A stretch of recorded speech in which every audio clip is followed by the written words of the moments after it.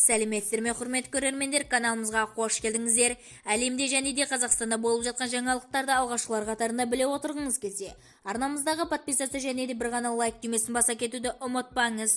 Лайк түймесін басқан қолдарыңыз Кебатулланың қабырғасын ұстау нәсіп етсін. Ал ендеше бастадым. Қызымды кабинетіне шақырып алып құшақтап сүйіп тиіскен. Алматы облысы Еңбекші Қазақ ауданы Ават ауылында мұғалім оқушы қызға қырындаған.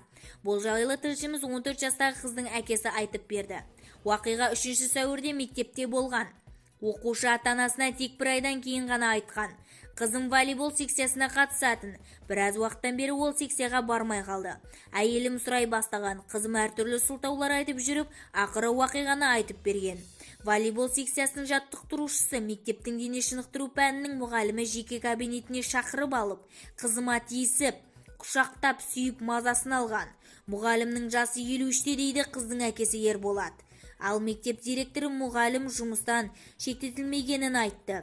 Полиция тергеу жүргізіп жатыр дейді. Бізді тамашалауда жалғастырыңыздар және де бір ғана лайк түймесін басып сау саламатта болыңыздар.